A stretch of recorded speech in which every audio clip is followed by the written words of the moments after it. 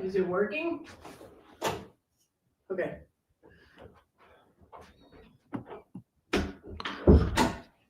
All right, Robert Phoenix here, and we are live. Let me just get my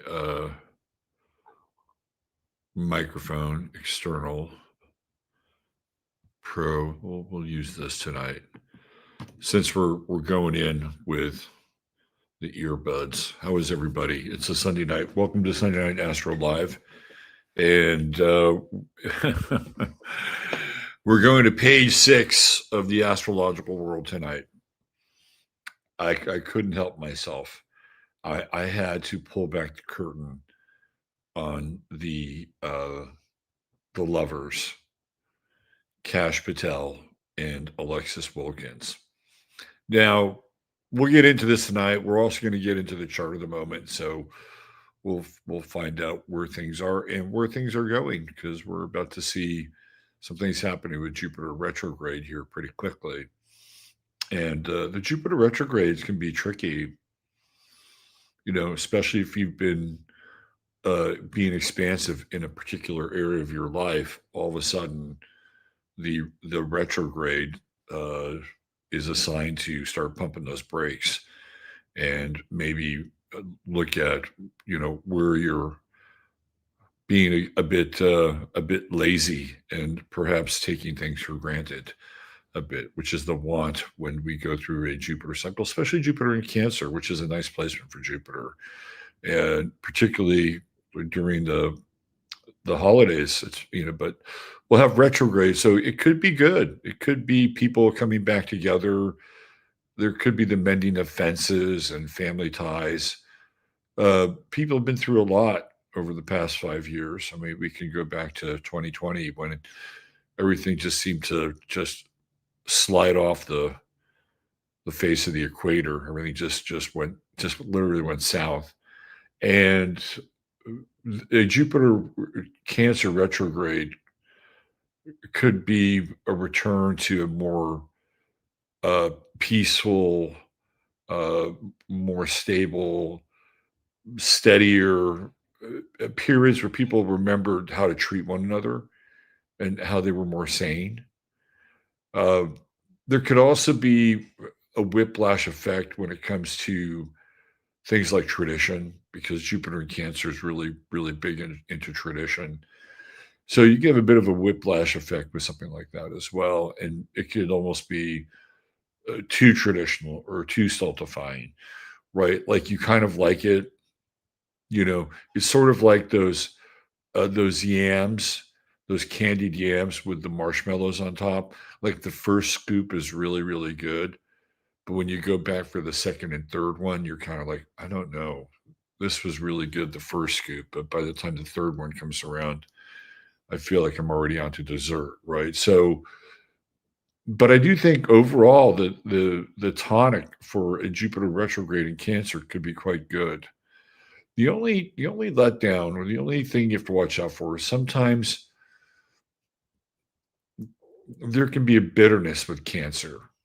There can just be this bitterness that you lost out on something, and I feel like there is a hint of that in the air with the world. And I may be just be going through it in my own advanced age here, but I'm seeing, and what's fascinating too, though, is like, I was watching the 49ers tonight. So unfortunately I get to see a lot of commercials, and they just skip past Thanksgiving this year. It's like, let's just give Christmas the runway from like the day before Halloween is over. Let's give Christmas the runway. So there's that. And a lot of the Christmas commercials that I've been seeing tend to be pretty nostalgic, right? So you have to wonder sometimes if these artistic directors or these creative directors know a little bit about astrology.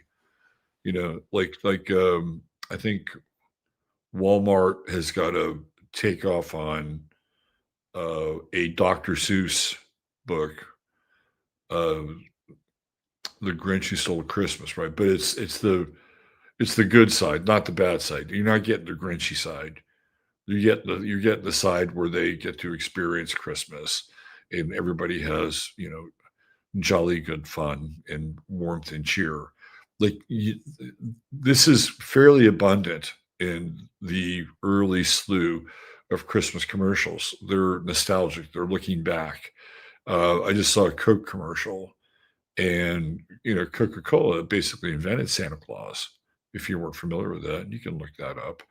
And the Coca-Cola commercial, again, very nostalgic, old school Santa, right? The first Santa that popped open a Coke, and then it's polar bears and I guess otters and all kinds of things that we associate with Christmas, and of course, um, big tractor trailer rigs with Coca-Cola in neon on the side, rolling down a wintry highway, bringing that ice cold brew straight to your home, right? So there's a lot going on with this nostalgic feel, and we have Jupiter and Cancer, and the retrograde will bring it back even more as we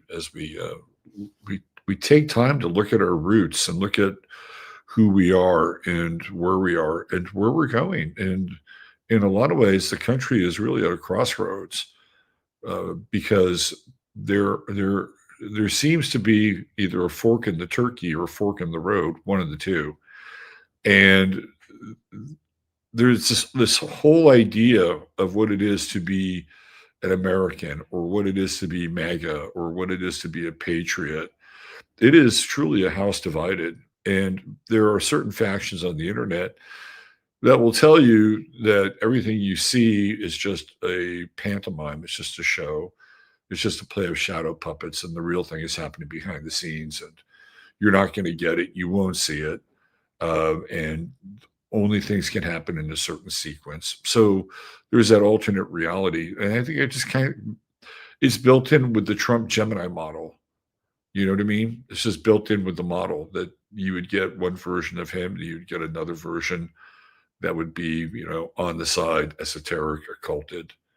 So, but on the other hand, there is a real breakdown, when Trump decides that he's going to make fun of Thomas Massey and his wedding and his new wife. It's like, and then and just piling on in terms of money and trying to primary Massey.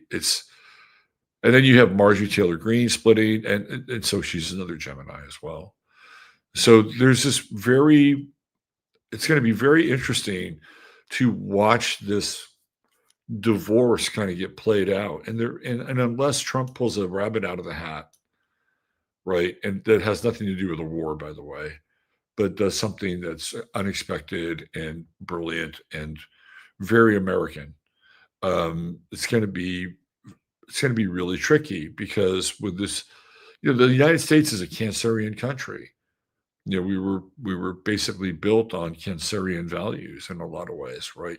Being conservative and home ownership and land ownership, and then ultimately, it got opened up a little bit more so that we could open our home, mi casa, tu casa, right? And so Ellis Island opens, and Cancer takes on a whole new meaning, right? So it's like, here you go. We got plenty here. Come on in. You can start a drug related, mafia related, alcohol, vice, prostitution related gang here. It's okay. So what everybody is, all the new recruits, all the new people, when they come to a new land, they gang up. That's what they do. But this Jupiter retrograde is really going to put a test to this idea of patriotism and what it means to be an American, and really putting America's interests first, because people are still waiting. It's like we're paying off the interest due on Trump's political loans. It was really interesting. Miriam Adelson, who is a big backer of Donald Trump, she's a Libra, keeping in the astrological world, right? Keeping it astrologically real. Miriam Adelson's a Libra, and she doesn't even make her money in the United States. She makes her money from two major casino complexes. One is in Macau, which is owned by the Chinese, and the other is in Singapore, of all places. So, I mean, her family does own the Dallas Mavericks, but they don't have a they don't have a brick and mortar hotel in Las Vegas. They had the Sands at one point in time, and I think they sold that. And then I think they had a stake in the Venetian, and they sold that. And so they're just the Sands Corporation. And Sheldon Adelson made his money off of computer conventions. That's how he made his money. He was one of the first computer convention guys in Las Vegas. So again, people are looking. They're looking. We're like Mary Adelson's money is tied up in China. Right? Does she have ties with China? So people are starting to ask these deeper questions around, like, who's a patriot, who's America first, what does it mean to be America first, and all the stuff that goes along with it. And so there's that, but then there's also the holidays and the values and this Jupiter retrograde, joining a number of other planets retrograde as well. Although in the not so distant future, Saturn will correct itself and move forward, and not long after that, Neptune. And we're really staring down the big Saturn Neptune conjunction in 2026, February 2026. And that's going to be pretty epic. We've already kind of had a look behind the screen with that a little bit. So tonight, we're going to talk about Kash and Alex. Kash and Alex, K and A. Ka, which is Egyptian for the soul, where you take his K and her A and you put them together and you get the Ka, or you get the AK if you want to keep it, all Second Amendment-y. She's on the board of directors, by the way, of whatchamacallit, the NRA. How does she get on the board of directors of the NRA at the age of 25? We're going to take a look at her. There's much more than meets the eye with Miss Alexis Wilkins. And it's a very interesting and kind of labyrinthian trail to find out what her background is, who her parents are, and just how she fits into all of this. Now, to make matters a bit more difficult, we don't know the birth time of either Kash Patel or Alexis Wilkins. So I've been playing with some rectification with Kash's chart to see what his rising sign might be. And I've got a couple of examples. But there are some interesting things when you put their charts together. And one of which is, believe it or not, there's kind of a there. I know, as weird as it sounds, but there's more of a there than you would think. And I'll show you why. Now, Kash Patel, we'll look at their charts kind of individually. I was playing around and rectifying her rising sign as well. And Kash Patel's chart in general, I have to say, is hot garbage. It is a hot garbage chart. This is not somebody who I would put in charge of a major government department. Like, if you sat down with me, Donald Trump, and you asked me to look at his chart, I would tell you, this is not your man. Well, maybe it is your man because he'll do what you'll tell him to do based on his chart, and I'll show you why. Right? But as far as his character goes, it's a terrible chart. It's an absolutely terrible chart. The man should have no business in his position. And, as an American citizen, saying that about the director of the FBI is not always like, a really, I would say, a politically advantageous position to hold, right? But we still have the Second Amendment, and the First Amendment, and we have the second one as well. But we still have that. And looking at this from an astrological position, it gives me the right to look at his chart and say, no bueno, no good. Now, I suppose if we were going in on his Vedic chart, it might be a little bit better, but we're not. And this isn't India. So it doesn't really apply. And you may say, well, he's Indian. Well, welcome to the West, Kash. And as far as Alexis Wilkins goes, deep cover, deep cover.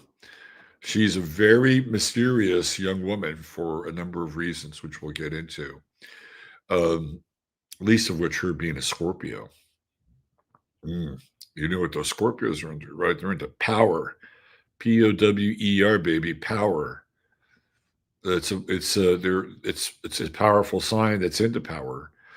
The signs that are into power are Capricorn, Taurus, Scorpio, and Leo. Aries to a certain extent. Aries is more into the expression of will.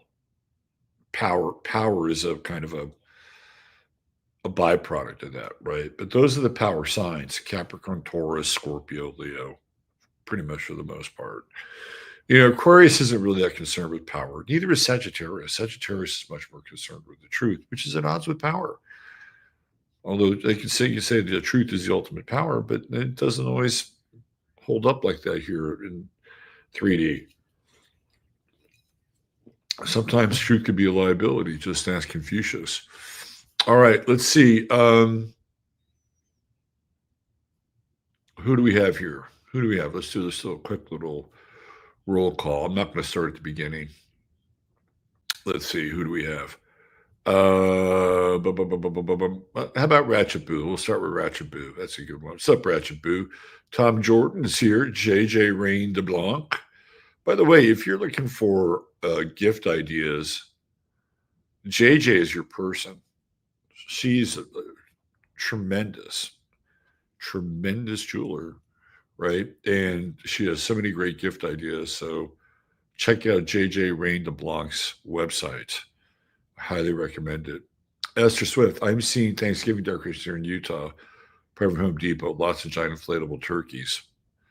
Well, other places just ripped right by that. I'm telling you right now, they didn't waste they didn't waste any fucking time. They went from pumpkins to snowman. Tondar, I saved Christmas 2020 by reworking the book to include all the Grinches that wanted to play COVID. There you go. That's how you do it. You add a flourish and a creative touch. Prosperity Now, every year they start Christmas in August since the 80s. That I recall, it ramps up as the year goes by. Not new at all. Yeah, I don't know. Usually in August it's back to school shit. That's what I'm seeing most of the time. But maybe where you are, that's some bloodsucker motherfuckers where you are. Those are the mosquitoes of Christmas. Let's see. Desi Long, I just want to stay home and declutter even myself. There you go. That's a worthy intention. Back to school was replaced early. Well, I don't know. It's not what I've seen, but maybe we're living in parallel realities here. Trump just said to a reporter, this is from Nightlight, that he doesn't like controversial people. Did he realize that he's a little controversial? Like just slightly? He doesn't like controversial people. He's becoming an old maid. He really is. He's turning into a Bush. And I'm not even talking like a George Bush. I'm talking like some kind of bush that's growing outside your house.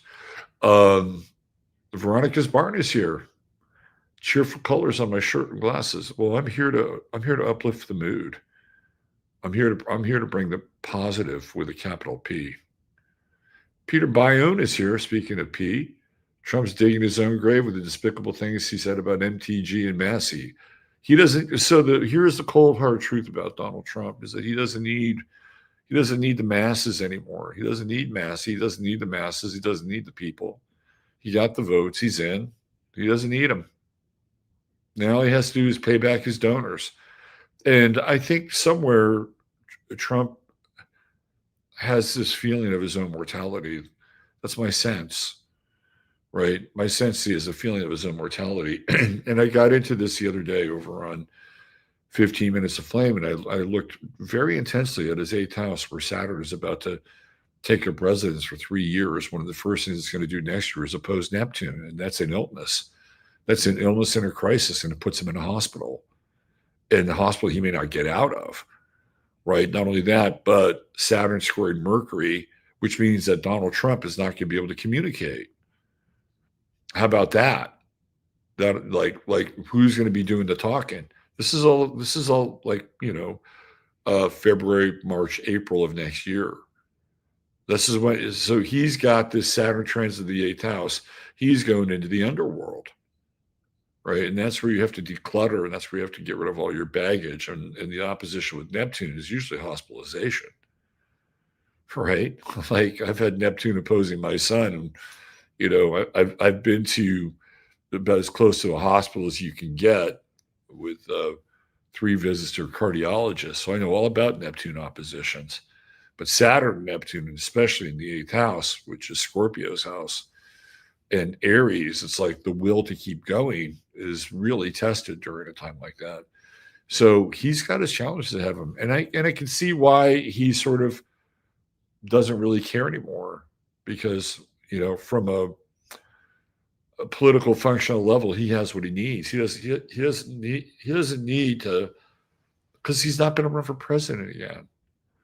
Right. And listen, I'm just going to throw this out there. Okay. If you're Donald Trump, and how many times have you seen this in your work? Right. Like there was somebody who had worked at a company and they were really popular and really well liked, and for the most part, people were down with them. And then he finds his replacement for the company or the group, and they suck. Like, how many times have you seen that? Where the person who is in charge and they leave somebody lesser. Why? Because they want people to remember how great they were, not how great the new person is, right? They don't want to be forgotten that quickly. So I could see that Trump may not want to leave the office as like tidy and clean and profitable as possible. So JD Vance can just piggyback on it, right? And take credit for everything that Trump did to bring the economy back together or whatever, right? It's like, that Trump he doesn't want that. He wants to be the guy. So would he sabotage his own efforts in some ways? I don't know. I mean, I think when you are dealing with somebody, and at times he feels desperate. I mean, this is just how I'm experiencing him. He feels because he would have crowed to everybody about the mini midterms if they had wrapped them up in one and done really, really well. He would have, gotten up on top of the highest point in Washington, D.C. and bared his chest and Tarzan the whole thing. And he would have taken credit for it as well, too, right? But that didn't happen. So he's vulnerable. And the party and the coalition that he built is vulnerable as well. And we're going to see what really is going to shake out with this Jupiter retrograde. By the time Jupiter goes direct, which is next year, I think it's around 14 degrees, puts it in that scorpionic decan.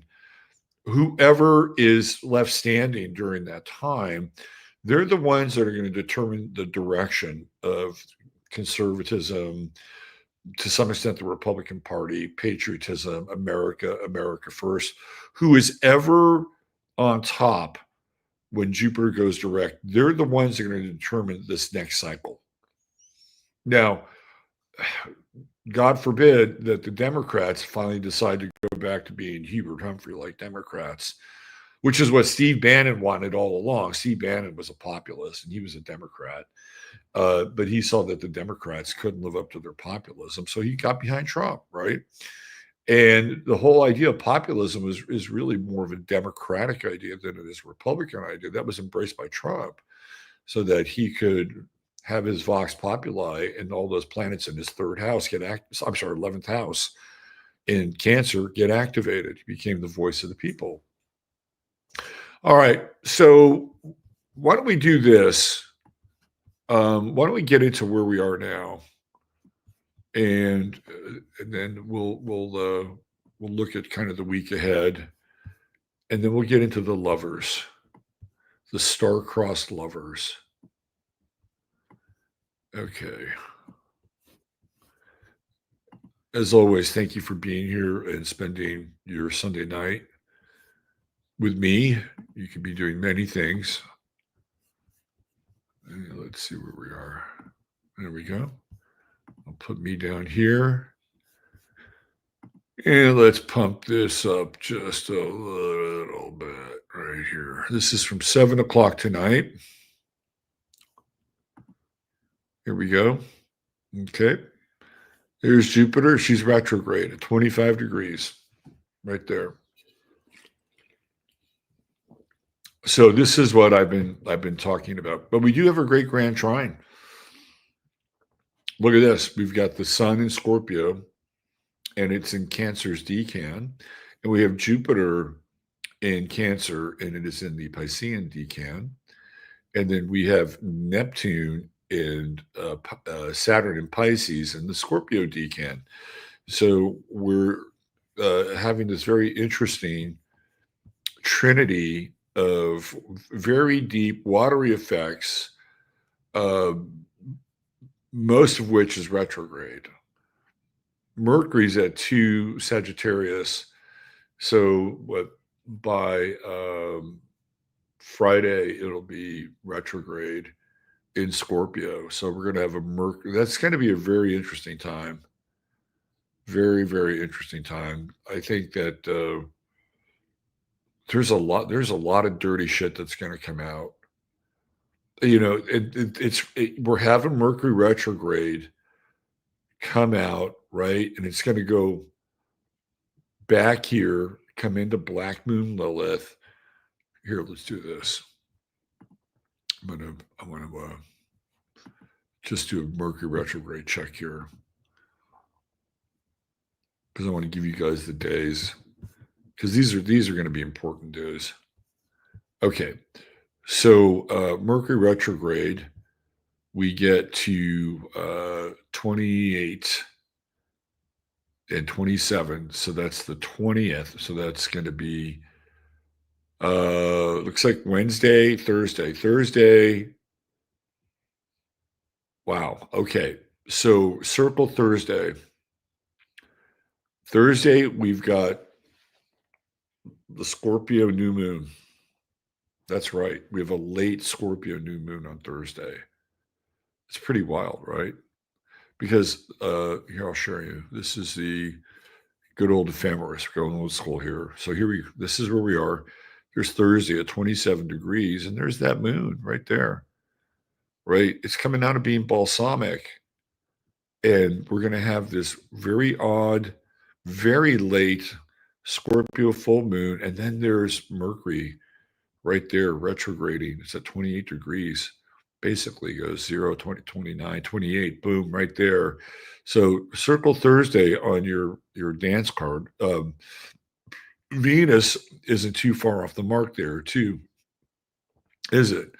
At 16 degrees. So, like, all this is happening in the shadow of Epstein. And again, there are a number of people who don't give a shit about Epstein.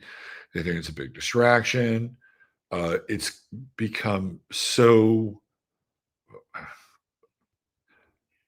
I've never seen something that's been more overexposed and underexposed, if you know what I mean, right? I mean, it's been this thing that's permeated our culture going on really since we started to look at the names in the Black Book. That was around 2016.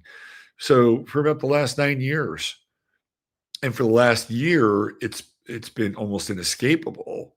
And now you have these emails coming out, and Trump is still going. Was he's going to sue? Is it the New Yorker or the New York New York Post or whatever for the doodle for $5 billion. Like I still haven't seen any action on that suit.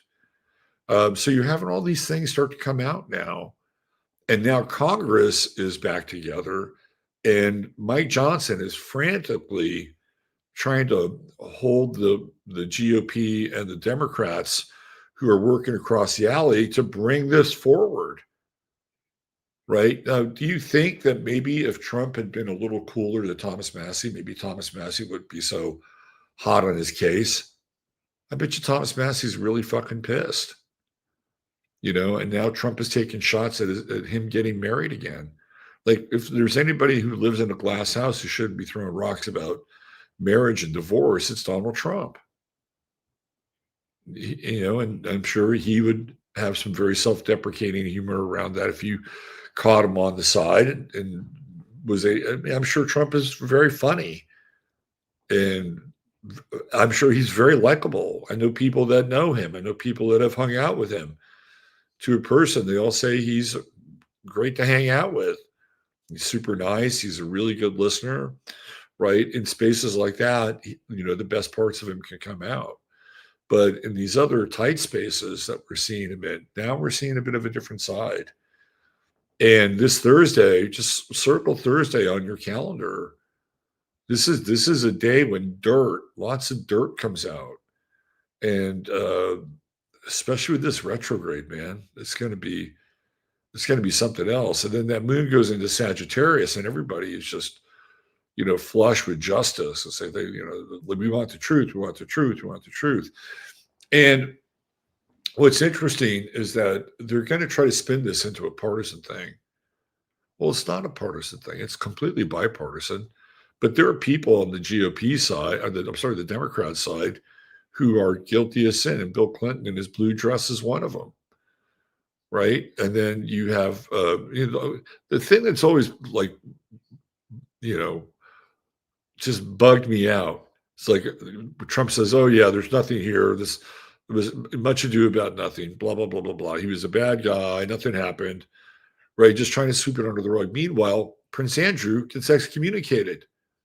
Like, there's got to be a something there. You know what I mean? For him to get kicked out of that family, to no longer hold royal privilege like that, the two things can't really be equal. There's either a something there that may not include you, or there's a nothing there. But you can't be a nothing where people are getting arrested and people are getting kicked out of the royal family because of their participation in said event. And yet there's nothing. You know what I'm saying? Anyway, this Thursday's the day. It's right there. We can just see it. Right there. Sun at 27 Scorpio. We've got the balsamic moon, but it also becomes new.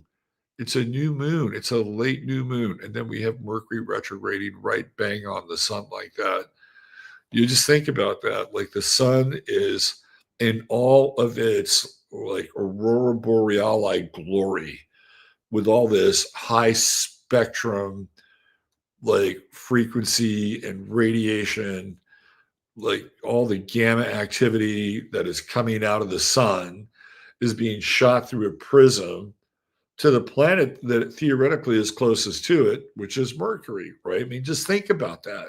Think about that from like a geocosmic perspective, right? There's Mercury, this little tiny planet right in front of the sun, the recipient of all these rays, right? And it's through Mercury that these rays are expressed from an astrological standpoint, right? Like, this is we're getting sort of this, kaleidoscopic prismatic view of how this works, right?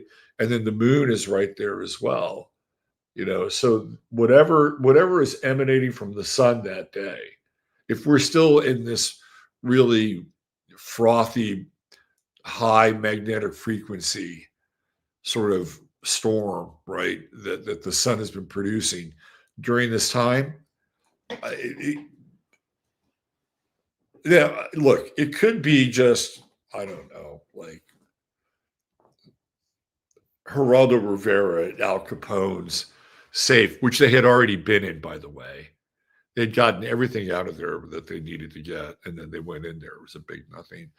It could be, but I don't think it's going to be like that. I don't think it's going to be a big nothing. I think it's going to be a big something. And do you think TMZ is having a field day now? Just wait until the end of the week. And Friday is one of those days where they try to bury the news on Friday, but all this stuff happening on Thursday, it's like peak of the news week, very much peak of the news week. And if you look at the U.S. chart, most of the 12th house of the U.S. chart is Scorpio.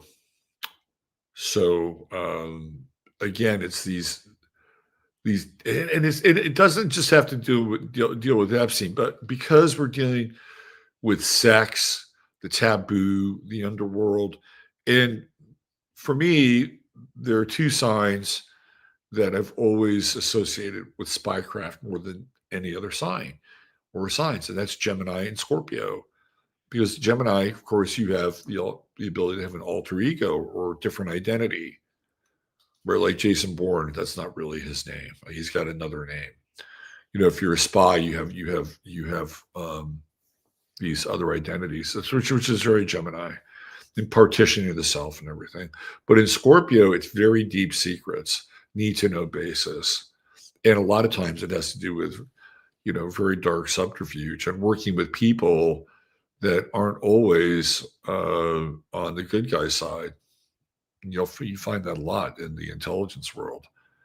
It's like you're rolling up in your sleeves and doing business with people you really probably have terrible dreams of at night, but because they're involved with something that you're involved with against, like the enemy of my enemy is my friend, right? Like they have some of that stuff going on. Anyway, what I'm trying to share with you here is that this retrograde with this very late new moon, late Scorpio, and again, it's in that Piscean, it's in the Cancerian decan. So it's all about the home and the home life and security. And it's going to be very, very interesting. I wonder how long Kash Patel will be director of the FBI. All right, so let's do this. I'm not gonna look at this chart yet. Hold on. What I wanted to do is I wanted to go into next year so that we could look at, hold on, the Jupiter direct phase that I was talking about. Give me 1 second here.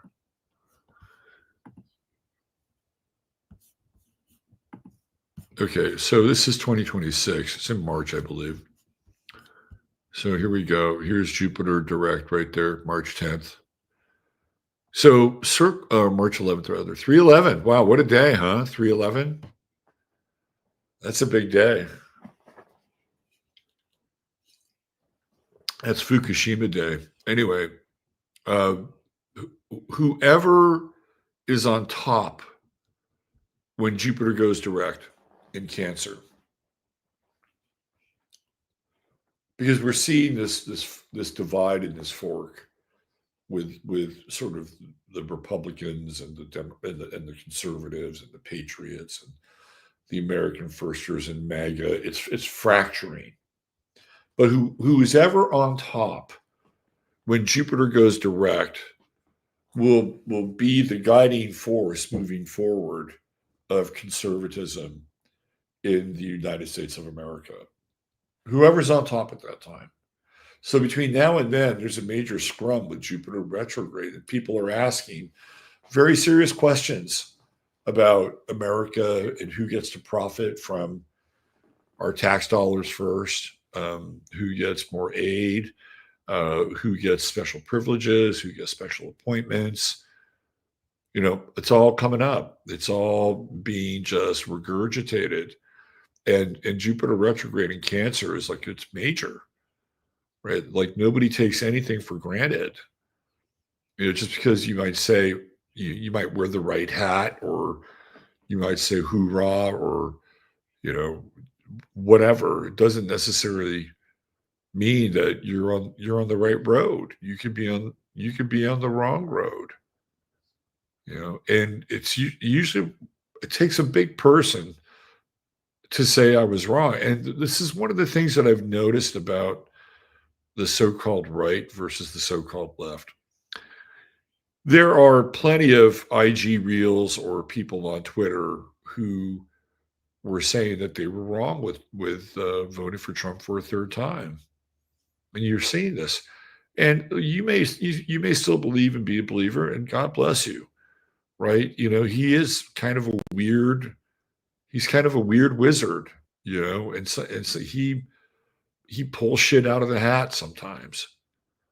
Like he managed to dodge three major bankruptcies, and he managed to keep this Epstein thing at bay for a long period of time. So he has some unique faculties, let's put it that way.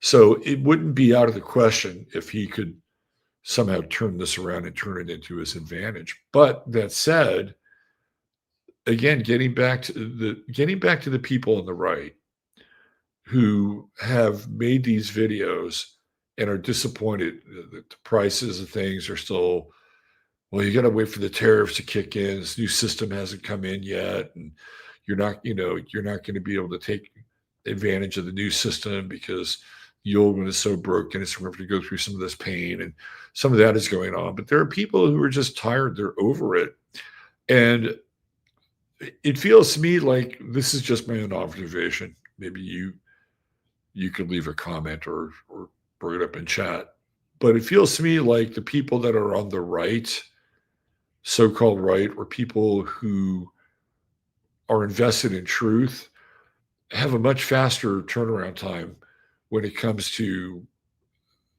saying something about the thing that they've invested in, and they said, you know what, I need to take my money out of this investment.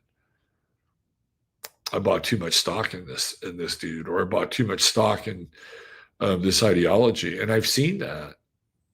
And there's a remorse that goes along with that. And I never saw that with Biden, right? I never saw that with. I mean, maybe a little bit, but not very much. It was like they were gonna, go down with the last diaper with that dude.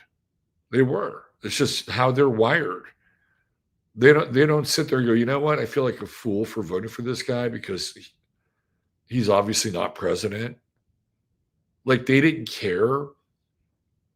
As long as it wasn't Trump, they didn't care. See, and that's the difference, because the people on the right who are bound by truth, the people on the left aren't always bound by truth. They're bound by party allegiance and the fealty to their party. And what the party says goes. And that's why it's so hard in a lot of ways to get conservative people to all sit down on the table and agree on one thing, because they're individualists. They're not collectivists. And the left tends to be collectivists, and they will defer their will to the collective. That doesn't happen on the right. And the people on the right will say, well, what did I invest my will in? Who did I invest it in? Well, that was wrong. So you'll see these videos. You're seeing them now. And there are people who are being castigated for making these videos. And they're saying, oh, well, you were just probably a never Trumper to begin with. Like, it's like, well, why don't you just, make them feel even worse? Right. So this is, we're entering into this schism, and it's really not until the 3rd of March of next year, right, when we finally get into that Jupiter direct phase, that station phase and direct, and we can go all the way back to 25 where it went retrograde, and then we'll get the final orbiter, right? So 25, Jupiter's going to be right here, June 8th. 25 degrees, that's where it's gone retrograde. So clearly, whatever it is we're determining, whatever smoke signals we're getting here, right, they will be fully determined by here. Yep. And how many months away are we from a midterm? June, July. That's 2, August 3, September 4, October 5, roughly about 6 months away. First Tuesday, right there, that's going to be the 3rd of November. That's the midterms. Jupiter will be in Leo. Mars will be in Leo. This will be very dramatic. This election, these midterms will be very dramatic. Look at that. The moon's going to be in Leo as well.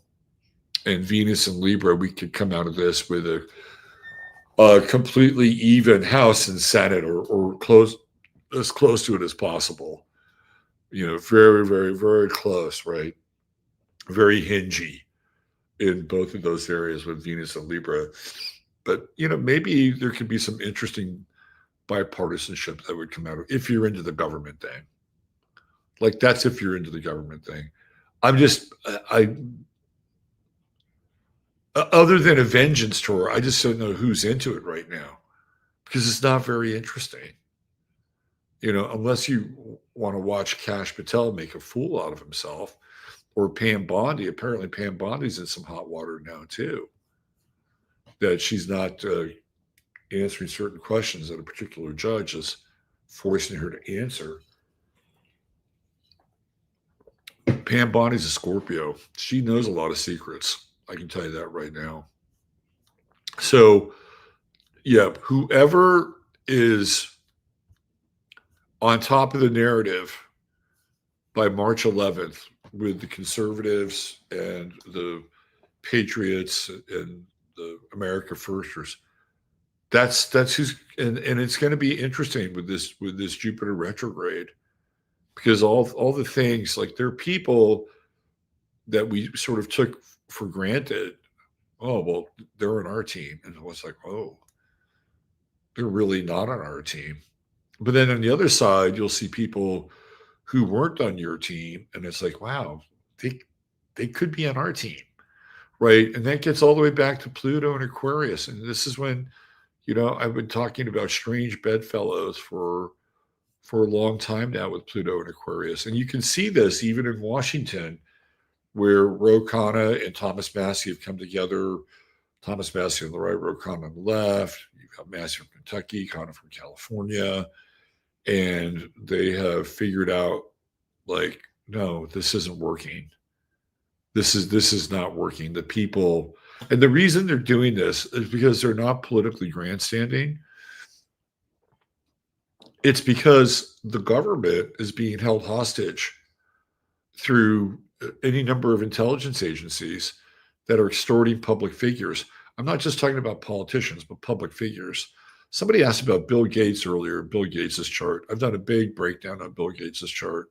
And Bill Gates has clearly been all over Epstein world, right? And so Bill Gates controls how many politicians? A lot. He controls them because he donates to their campaigns constantly and to the tune of huge amounts of money. And Bill Gates has invested a lot of his money in the middle part of America, America's farmland. So he's directly going to influence senators and congressmen and women from flyover, right? He's going to influence them. That's just the bottom line, because that's where his investment is. It's in those areas. And he's another, but there's more public figures, people that you don't know of, right? But they're very well connected. They may be the CEO of a Fortune 100 company, and they have deep political connections and ties through super PACs, real movers and shakers, and then people inside the government itself, right? And these people have been compromised. And that's why Massie wants this to come out. Yes, does he want to see justice for these women? I have mixed feelings about that. I think that if you really drill down into the Epstein world, you'll find that there wasn't just one group of women. There were multiple groups of women, women that were just under the legal age, like, 15, 16 years old. And they were all pals with Ghislaine Maxwell. And they came from wealthy families in New York. And they thought it was great to do a rub and a tug and walk out of there with like $500 per dude, right? They thought that was really great. It helped them with their designer budgets. Then there were girls who were there against their will, and Virginia Giuffre was kind of in that weird liminal place, and she talks about how she was locked up in Les Wexner's house in, was it Indiana, for like 3 or 4 days, sounding very much like an MK Ultra ritual. And then you have girls, I mean, real girls, little girls, 8, 9, 10 years old, who were part of the mix, who were part of they wanted to be a part of the lawsuit. Like, we know this because there are lawsuits that took place, and these young girls couldn't be a part of the lawsuit because they were too young, right? So it's not just one group; it's an entire cadre of young women and probably some boys as well, right? And they're all in the mix. And as a result of this, as a country, we have been compromised. And yes, would it be important for some of these younger women, and like some of these women have already settled, and they've already been paid out by Jeff and Ghislaine. They have. Some haven't, and they've been waiting for this day to come. Now, to those women who I have been waiting for this and haven't received any uh, remuneration, then I say, God bless and Godspeed, right? Because this is your day. This is what you've been waiting for. There's that, but it's also the political stuff, right? And people have said to me, "Well, give it up. Why are you still talking about Epstein?" Because it matters. Our political leaders are compromised, and they're compromised by a specific group which has been running a sting operation on them for decades now, so that particular group can get huge amounts of foreign aid each year without anybody batting an eye, right? So we're in this place. This is really the trenches. Like, if you wanted to talk about where the trench war is, that's the trench war right now. It's in this Epstein stuff. And the right is going to come out, and they're going to come swinging at the left, and they're going to say, well, the left had 4 years. So the left has their own mess on. Both sides do.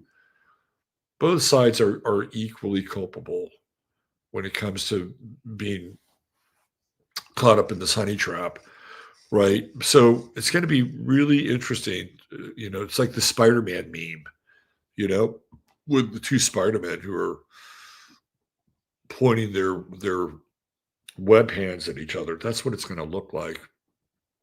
Plenty of memery. Anyway, those are some very specific dates. We've got this Thursday. We're going to call this Thursday D-Day, Dirt Day. Okay, dirt bombs everywhere on Thursday. I was at this place, The Boat, the other night, and I'm sitting there like I just want to. I'm in my house all the time. I'm either doing something with the website or streaming or working with a client, and I just need to get out. So I go to this place called The Boat. It looks like a boat. It's not bad. It's very festive. It had all the Christmas lights. And I sat down. I had a bowl of gumbo and a Diet Coke. My restraint was, I think, remarkable. And the dude next to me started letting out gassers. Oh my God. I mean, it was so bad that I had to take the menu and kind of put it over my face to my right.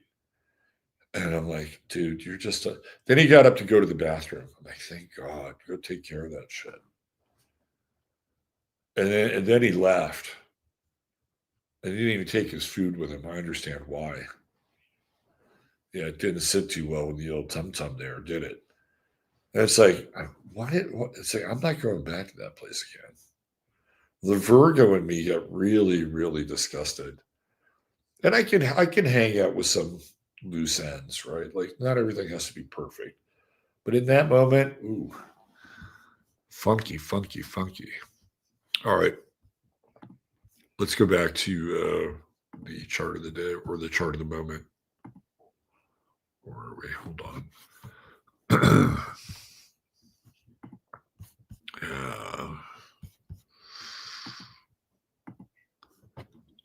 There we go. It's right there.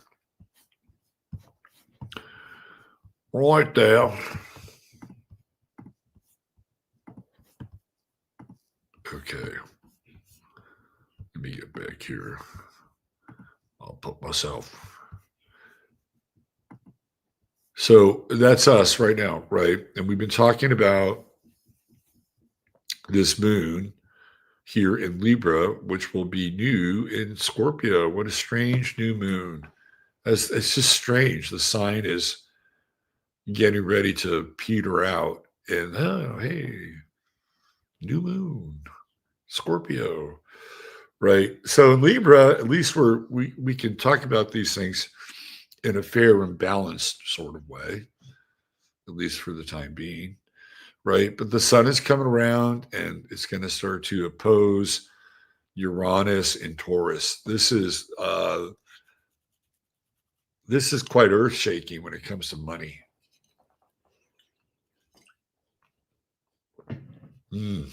Very interesting.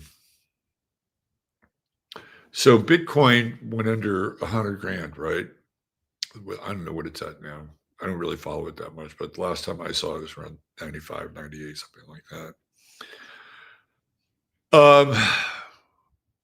I think if I had to make a prediction here with Uranus retrograde, and then the sun coming in here, and then we have Mercury retrograde and the moon, where is the money? It's okay. So you're going to see certain things go up and also certain things go down. And some of it will look promising and some of it will look like end of the world voodoo economics. This is kind of where it's at. Like there's so much money. We talked about this on Friday being invested in the AI space. It's what's keeping the markets alive in a lot of ways. It's sort of reminiscent of the dot-com space back in the late 90s, right, where all this money was just being pumped into .com. And it was really fueled. It was interesting because at the same time, the whole Glass-Steagall thing was out of control. So you had the tech stocks that were super overinflated, and then you had all these people buying houses, right? And they were all happening simultaneously. It was like the bubble on top of another bubble, and the bubbles were about to burst, and both of those bubbles did burst. Unfortunately, the housing bubble would burst when those arms ran out, right? You had 2 years worth of your arm that was set up, and then once it was, once it went from being adjustable at a reasonable rate to that 2-year period, you're like, holy shit, I can't afford this. My mortgage just went through the roof. Oh well, sorry, we'll take your house for you. I mean, that's what banks were doing, right? So if you were smart, you got a fixed rate. Of course, it was going to be more. You weren't going to be able to get in on the Glass-Steagall funny money. But that was a time where things were going up and down simultaneously. Like by the time the .com goes down, the housing bubble was still bubbling, right? So two things can be true at the same time here. So what would it look like? Okay, let me see if I can pinpoint this. On the one hand, I think you're going to see. It's going to be interesting to see what happens with gold and silver, especially during a retrograde. Like I don't see it really going backwards. I think silver's hit this new $40 ceiling, and it's going to stay at that. So what you're dealing with is other people's money, loans, interest, all that stuff that Scorpio is, just completely inundated with. And then with Taurus, it's real assets, it's hard assets, right? But as we've seen with Uranus in Taurus, it's really for the last 7 years, it's been the rise of digital currency. So the retrograde, I think, is probably a return. What would it return to? I mean, there was a time where everybody thought that Bitcoin at 40, 45 was hallelujah, praise Jesus. But I could see the internet stocks or not the internet stocks. I could see these coins having a fall here sometime this week, but then we could see hard assets. It's going to be one or the other. And it's really hard. It's really hard because we're dealing with this retrograde stuff, like Mercury retrograde, Uranus retrograde. There's the sun there. There's the moon, and people get greedy with the moon in Scorpio, right? Venus is there as well. Other people's possessions. So something is going to go up and something's going to go down, and the causality between the two may not even be applicable. So we can see either metals go up and then the digital side of it go down, or the digital side go up and metals go down. But I'm not sure metals are going to go back down that much further. But there's something coming economically. Again, this is all like when the stuff comes out, when the dirt comes out, it affects the markets. Think of bad gas, bad gas going into like a carburetor, and the carburetor not being able to fire it and getting gunked. And the next thing you know, that everything gets bogged down. There's something about the news in the marketplace that impacts the economy here over the next 4 days. Thursday's the day. Thursday is the day. Thursday is dirt day. And all that stuff is retrograding with Uranus, which is retrograding. It's out of Gemini now. So, and they want as much good news to permeate the airwaves during the holidays. They don't want people to sit home and not buy shit. At the end of the day, they want you to go onto Amazon. They want you to, buy all these gifts and, keep these people and their businesses floating. And in some ways, it's not a bad thing. Like supporting your local artist this time of year or supporting your local artisan. Why not? I mean, it's like a gift giving ritual. It's like, if you know the person really well and you know their art, make it personal. Hell, do your own art if you want to. Nobody's stopping you from doing that. There's also something very volcanic about this coming week. It's like we've been dealing with all this, celestial, atmospheric, sky-related stuff. And by the way, I guess now that we're back in business with the government, there were chemtrails fucking galore out here this last weekend. So I don't know. They always start to repopulate the northern hemisphere in the fall anyway. That's what I've noticed. Chemtrails generally get much more intense in the northern hemisphere because it mixes in with clouds, and people tend to get sick during the wintertime, and they get sick. They're taking in all the metals, the barium and the manganese and the iron oxide and all that stuff, right?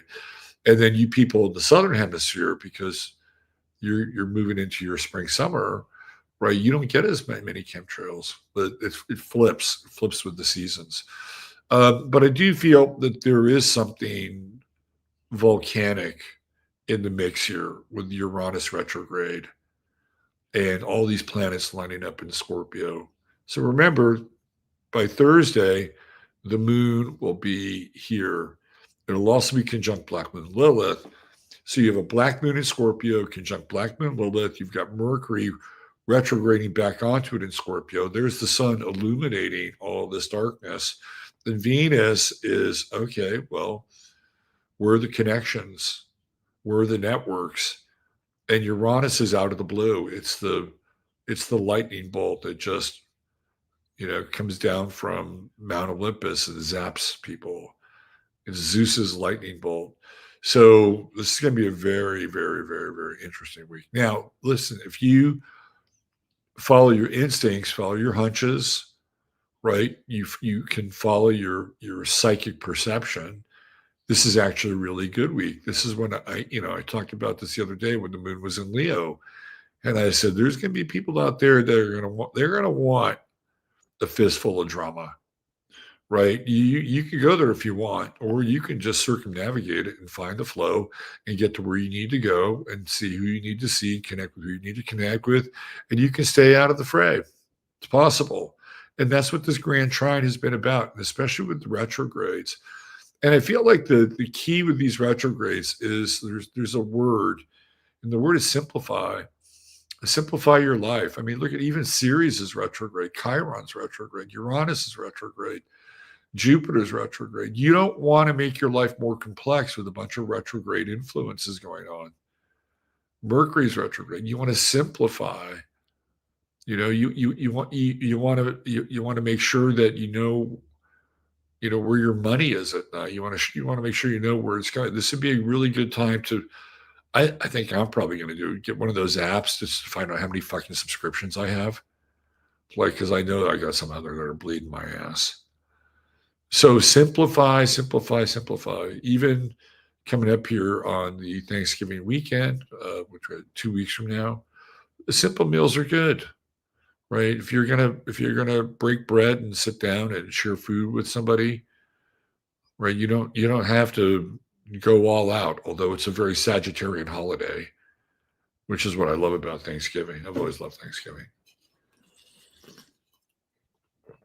So we've got this moon in Libra. Tomorrow you're going to wake up. The moon's going to be in Libra. And it's like everybody gets a fair shake. You get a fair shot to the day.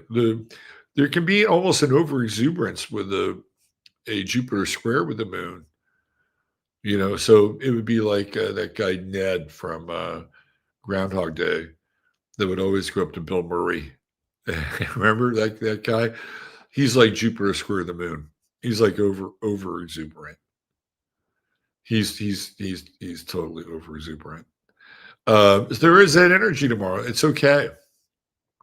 Have a second donut. A lot of people, I don't eat donuts. They're terrible for you. Well, I don't either. But if you happen to eat donuts, it's okay to eat a second donut tomorrow. You have my permission. With Jupiter retrograde, by the time the moon goes into Scorpio, you'll be done with donuts. Trust me. You will be done with. You'll be looking at your waistline and your bottom line by the time that moon goes into Scorpio, right? It's like enough of this, right? So it's okay, right? You can indulge a little. Not that you need my permission. But again, there's tremendous flow here for people that are creative and are willing to take some other ideas that perhaps you've worked on in the past, or even with this moon in Libra, which can be collaborative. Circling back and working with people that you had started something with before. It's like, hey, remember that thing we did? Maybe we should revisit that.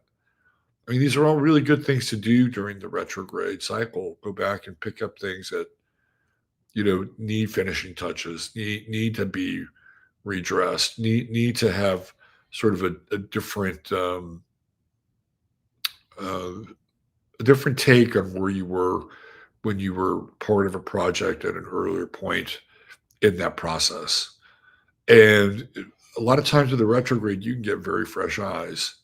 Let's talk about Mars and Sagittarius. I love Mars and Sagittarius. Wild, right? It's totally wild. And what's it going to do? Well, it's already been in this trine mode with Neptune. It's almost out of that trine mode. So we're about to say goodbye to it, but it's getting closer to Juno. And when you get a Mars-Juno conjunction, and we're there now, we got about a 5-degree orb. Even though it's a Mercury retrograde, and we have all these retrograde planets, there is the impetus to create something new, right? This is the notion of Juno. It's all about birth, new opportunity, creative potential. And in Sagittarius, it can feel inspired, right? Like sometimes it can be a little maniacal, but it can also feel very inspired. And then we have Vesta at 0 Capricorn. It just went into Capricorn. You see it right there. There's Vesta. So that's long-term investments, really long-term investments. at 0 Capricorn. So all you people in the money world out there, go with the tried and true approach that pays off with Vesta and Capricorn. So if you're talking Fortune 500 stocks or whatever is unsexy, right? Vesta and Capricorn is your friend. That's what you want to invest in, right? Whatever that is. And if for you as an individual, longevity, especially those of us that are kind of getting up there in years, like how do we invest in our longevity? How do we keep our bones in good working order? How do we keep our spine in good working order? These are all very Capricornian issues. So this is a time to address that stuff, like long-term program. Shout out Neil Smith in Wisconsin, who's working on his back, which is a very Capricornian thing. Good for you, right? So yeah, I like Vesta, and it's also investing in older people as well. People that seem to have been kind of left behind by our society and have so much wisdom and have so much to offer because of what they've seen in the world. This would be a very good year to capture some of these people on video and get their stories. I wish I had some of that. All I have is pictures. We weren't really big into having video cameras or Betamax or 16 millimeters. I wish I had some of that.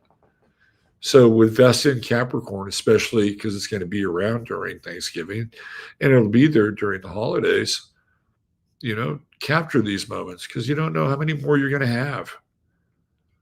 And it's a beautiful thing, right? Totally beautiful thing.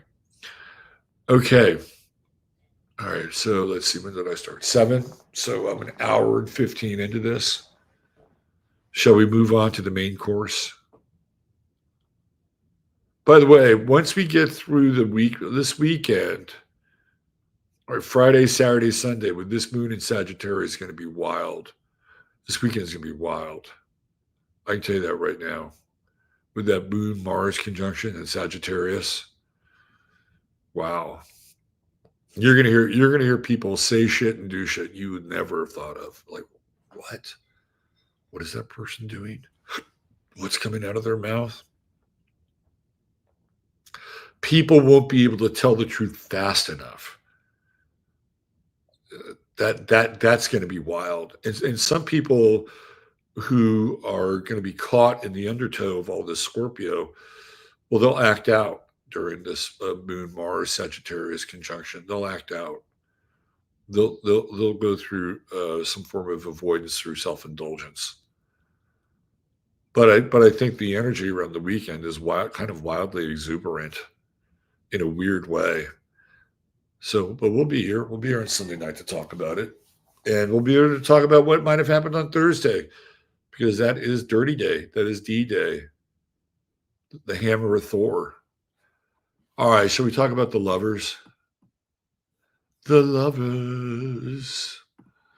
The lovers. Kash and Lexus. The lovers. Look at him. He's a goofy looking bastard, isn't he? He really is. And in the back, you have the lady in red. Now, she is a Scorpio. Oh, yes, she is. Very Scorpionic. Mr. Patel, he's a Pisces. He's a Pisces. Am I making fun of them a little bit? Because I hate this lawsuit. I think it's terrible. I think it's totally, totally terrible. And I think it's fucked that Kash Patel has allowed this to become part of his job. Okay. So let me do this. Before I jump in here and start hacking into human with these charts, let me just do a quick little banner for our guy Chris at True Hemp Science, where right now you can do a purchase as a first-time buyer get a 20% discount. Maybe that's site-wide. Let me just check here. Let me check my sources. I don't want to mislead either Chris or you guys. Yes. Okay. So we have. Oh, it looks like the use coupon sale November 25th. Let me just see this.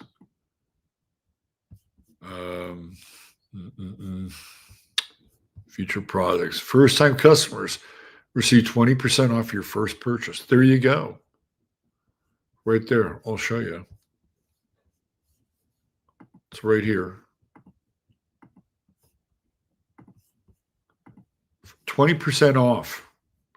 Then I'm pretty sure you could throw on 15 mins on top of that and get your goodie bag as well. Water-based tonics, fast-acting tinctures, oils, blends, and pet sounds. CBD for your pets, which they will absolutely love.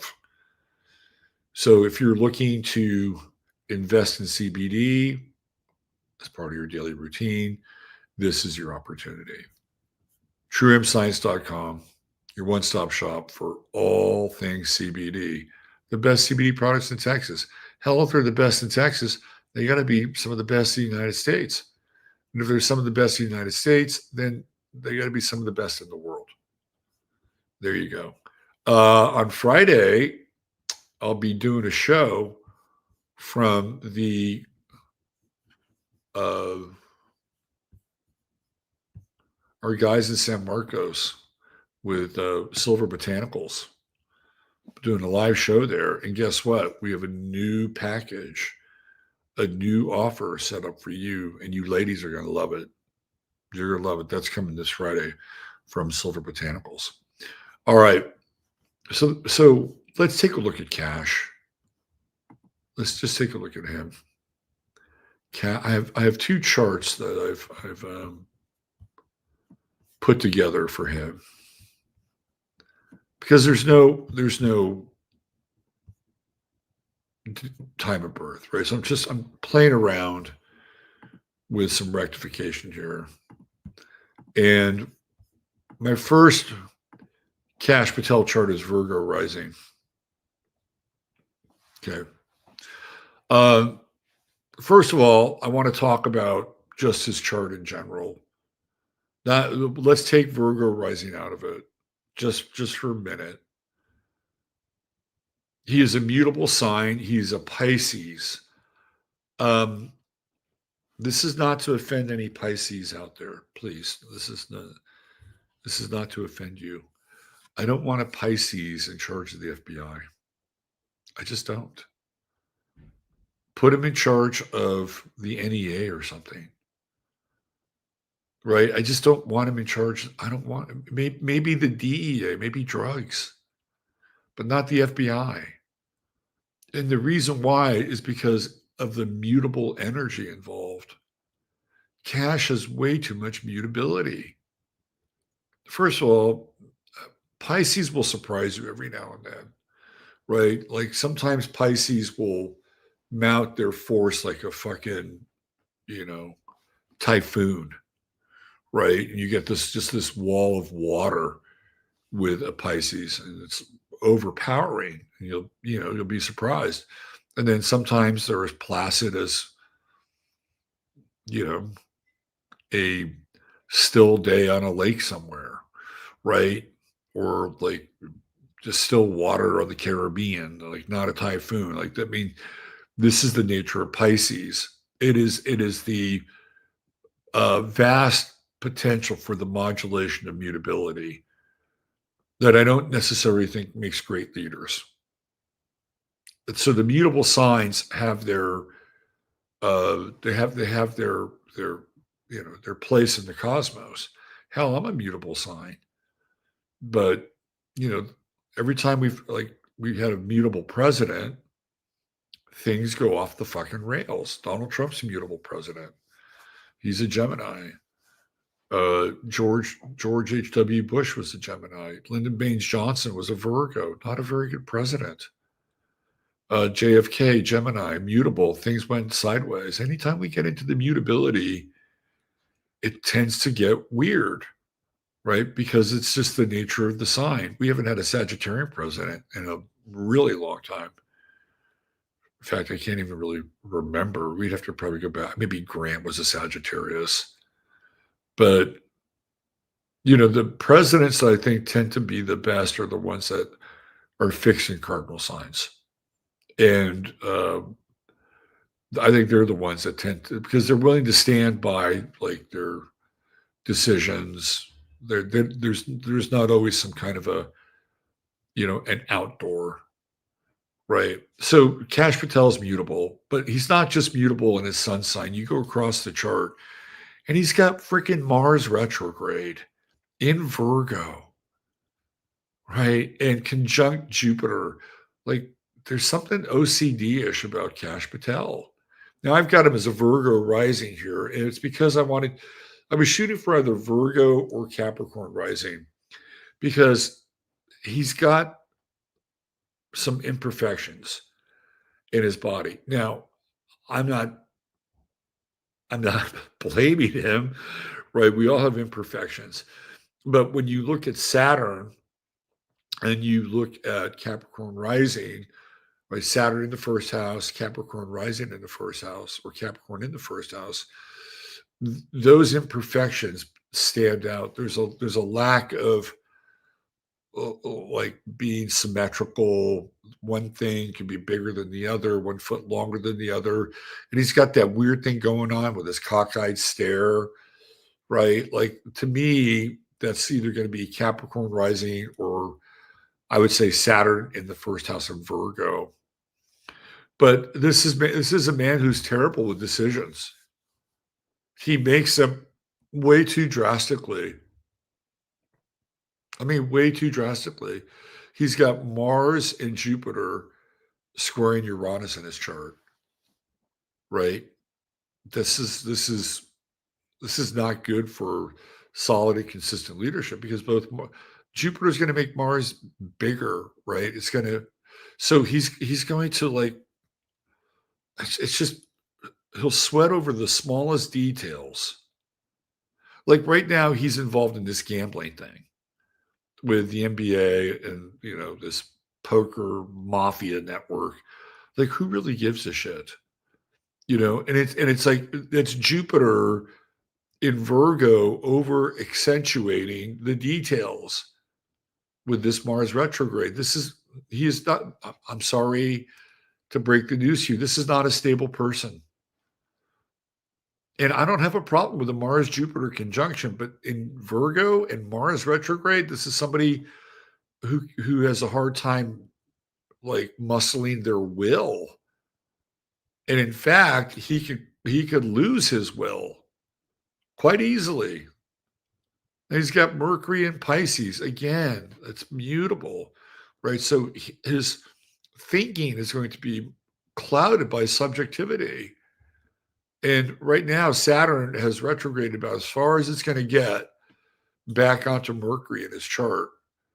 So what he says or even what he doesn't say doesn't even matter. There's going to be a lot of judgment around the words that come out of Kash Patel's mouth. And again, I don't like doing this, but he's got a Mercury-Neptune square. And what have we said about Mercury? And it's even worse in Pisces. Sorry, not sorry. It's even worse in Pisces because of the mutability. He'll say whatever he needs to say. Like when the whole Epstein thing went down, fucking Kash Patel couldn't backtrack fast enough. He couldn't retrograde fast enough for that Mars. He couldn't be more mutable. We're all sitting around going, what the fuck? Who is this guy? He was promising that we were going to get to the bottom of the Epstein files. And this, he's Mercury Neptune squaring it. And he has to tell himself a story first, right? Like he just can't lie to people. He's got to lie to himself first. He has to tell the bigger lie to himself. And the bigger lie is, well, I have to lie to the people because if I told them the truth, it would damage the country in ways that we're not ready for. And that could all be true, right? So if you're like on the, let's say you're on the Q side of things, right? That his Mercury Neptune square could take that into account and say, well, we're not ready for this. We don't have the judges. We don't have this. We don't have that. So I can sign off on a bigger lie because the bigger lie is going to, at some point, give way to an even greater truth. And I know that sounds really convoluted, but that's kind of what a Mercury Neptune square is. You have to tell yourself a lie. But on the other hand, he's also lying to us. And that's not good, right? Like if you have a Mercury Neptune square, and you can be a very honest person, and I've said this before, but if you are telling yourself stories, like you're making excuses for other people in your life, which is also very much like a Venus Neptune square. If you're making excuses for other people in your life, or you're making excuses for your relationship with that person, those are lies. You're telling yourself lies. And you may be honest with other people, but you're telling yourself lies. In Kash Patel's case, he's doing both. This is like one of the worst charts. I got to tell you, if this person was my client, I would have a very hard time like discussing positive things about this chart. I mean, I could hone in on a few things, and and we could make chicken salad out of chicken shit. We could, but it would be limited in a lot of ways. Like this is not a very good chart, and people will ask me, "Hey, do you ever find charts that aren't very good?" What do you say to people? Well, you're looking at one right here. There's too much mutability. And he's got that true node at 29 Leo. And what's weird about the true node, you're going to see this. This is weird with her too. What's weird about the true node at 29 Leo is that he wants to be a big deal. Like he wants to be the sheriff. He wants to wear the badge. He wants that, right? That's what he wants. That's what he thinks he wants. And, that true node was conjunct Regulus when he was born. But the thing is like it's just now starting to move into Leo. So the weird thing about the true node is that it just went into Leo, but it's also at an anaretic degree, which means it's not really a very comfortable degree. He's trying to be a star, and it's not like true node at 0 Leo. Are you kidding me? This is like putting on some very uncomfortable clothing. And to his credit, maybe that's what we're seeing here, right? We're watching somebody who went out to get a starring role in the high school play, and they know their lines and they're awkward, but they're giving it their all, right? It's like maybe that's what we're seeing. I don't know. It's a little convoluted, if you ask me. And he's got that Mars Uranus square too. Now, Uranus is in a fixed sign, but it's because it's late Scorpio. This is just a shitty chart. He's got Saturn scoring Neptune. He's got Black Moon Lilith on top of Saturn. Oh my God, this is.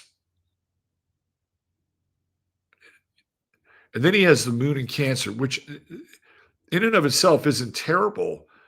Right? Like it's a very powerful moon, and you get attached to people, and you get attached to, like when he was talking about her, like nobody's going to speak bad about my family. Family, like you've known her for what, 4 months, 5 months? You're not even married to her. You don't have any kids. And he's already calling her his family. And I'm like, so is that the moon and Cancer effect here? And then is he making these stories up with his? Now he's got some psychic abilities, but I hope like hell that he doesn't drink, because with that Mercury Neptune square, it clouds everything. So I could see him again with Mars on the ascendant wanting to be a lawman, right? And Jupiter there, which would be very ambitious on the ascendant, especially in Virgo. I mean, I could see some of this working out. Of course, being head over heels in relationship, and that true node going through his 7th house. And like, I don't know much about Kash Patel. I always knew he was around and part of the truth fringe sort of society, right? But I never knew of him being in any relationships. I've heard he's gay and that she's just a beard, but who the fuck? I mean, maybe, right? But he's got this thing, the seventh house, and Saturn's been there, the true node has been there, Neptune's been hanging out there. So I can kind of make a case for him being a Virgo rising, but you'd have to have Saturn in the first house. But he's just got this is terrible. He's got a T square with the Mercury Saturn opposition. He's going to get in trouble. He's got this guy's going to perjure himself. Do you know what he did? When he made himself open to discovery by being a part of this lawsuit. Now, if they were married, he wouldn't have to, he would be indemnified. You know that, right? Like if they were married, he wouldn't have to testify against her or be a part of it. Now he can be part of discovery. So if what he's probably saying to her after he basically fucked up and made himself a clay pigeon for discovery is he's probably asking her to get married. Because if they're married, then there may be a chance that they'd have to base it on whether or not they were married when they brought these suits up, or I don't know how they would rule on that. But I would bet you that he's probably doing a full court press on her to get married. And he's got that Venus in Aries and it's conjunct Ceres and it's squaring his moon and it's, it's relationships against his better judgment. Now, if I'm not mistaken, she has the moon in Aries. We'll find that out. Now, I've got another chart for him that I did.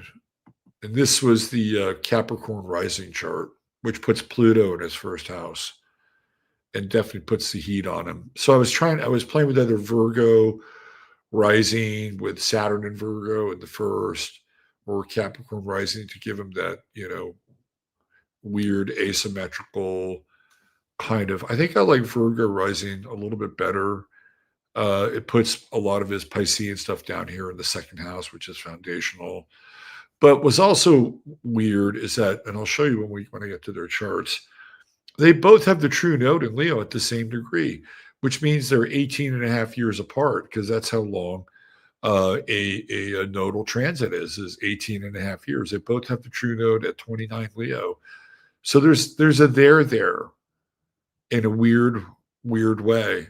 So this chart is kind of interesting, especially with Uranus on the midheaven and what an unstable job he's done so far. This guy's is, it's like, what would be more stable than Building 7 was more stable than Kash Patel. Okay. Building 7 was more stable than this guy. And we know that Building 7 was down in a New York minute, right? So I could live with this rectified chart, but I think I like the Virgo rising better. All right. So before I get into the chart of Alexis Wilkins, and there's a reason why I'm going to go down this path here. One of the things that I found is I did a show this last week. Some of you might have seen it over on 15 Minutes. I did a show this last week where I found out she had a whole past as a child actress. And what's weird is that she doesn't talk about this. Like, you can go onto, her LinkedIn or various websites where she's more than happy to talk about all of her accomplishments. But she doesn't talk about being a child actress. And she started a long time ago. She started way back in 2009. So that was 15, 16 years ago. She was on 2 episodes of Modern Family. And then the Victorville Massacre, Jack and Jill. Some of these are uncredited. Dog with a Blog. She played Tiff. Maker Shack Agency. Stone Cold Fox, #1. Instant Mom, she played Lola in one episode. Now, she was in a TV movie called The Crooked Man, and she played Alice. And then she was in A Rock and a Hard Place, a TV series. She played the character Shadow. And then she was in Painted Horses. She played a character named Zoe. So she has a background, but you won't find it like on her LinkedIn page. And the weird thing is this movie, The Crooked Man, she plays it's this one. It's the Instant Mom one. I think it's the Instant Mom. Yeah. And it's this woman, 25-year-old party girl, becomes an instant mom when she marries an older man with 3 children. Wasn't she 25 years old? And isn't she like maybe about to marry an instant man? Quite possibly, or like because he is older, but he has no children. Anyway, the bottom line is that there's a whole other side of her. Let's get back here. Let's get back to the IMDb page. Oh yeah, we're here. Hold on, let me go back. That you just don't see like on LinkedIn and all this other stuff. It's like she's almost ashamed of this part of her life. Let me do this.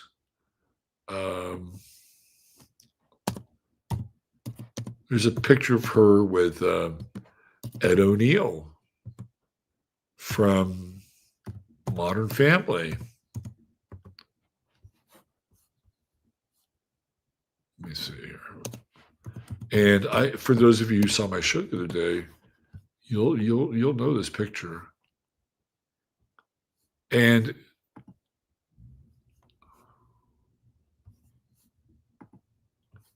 so here she is twice with Ed O'Neill. That's Alexis Wilkins on the set of American Family. And then there she is again with Ed O'Neill. She's there twice. I guess this is one of the movies she was in. But her acting career goes back a ways, right? This is her with blonde hair. And I guess that's that horse movie that she was in. And then here she is in another child acting role. But again, you won't see any of this on her LinkedIn page. Oh, isn't that lovely? That's an interesting little pose there. And this is her latest role as Kash Patel's girlfriend. I'm sorry. But when you look at her chart, like you can tell like why if she may be able to, Kash might be gay. And she might be able to turn him. She's got kind of a hot tamale chart. Let me show you. I'm going to keep it 100 because it's what I do to the best of my ability. So this is her chart, and again, I'm trying to play with the rectification, and I have 2 versions of her chart.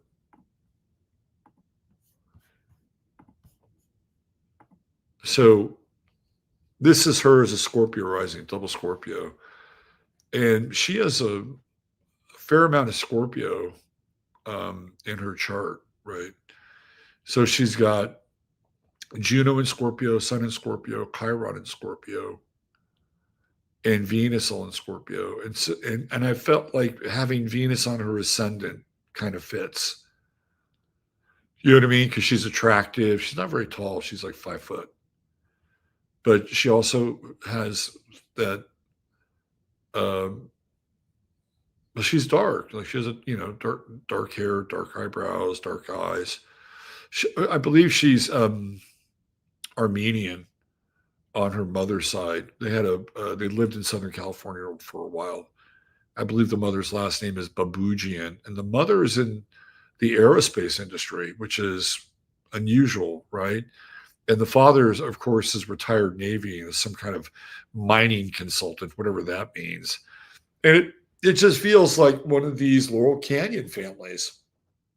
Although, the Armenian version of the Laurel Canyon families, like Kardashians.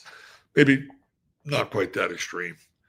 But she has Mars in Virgo. Well, guess who else has Mars in Virgo? Yeah, that guy, right? And look where her true node is. It's at 28 Leo, and it's right on top of his true node. So we're going to do a little bit of synastry here with these two.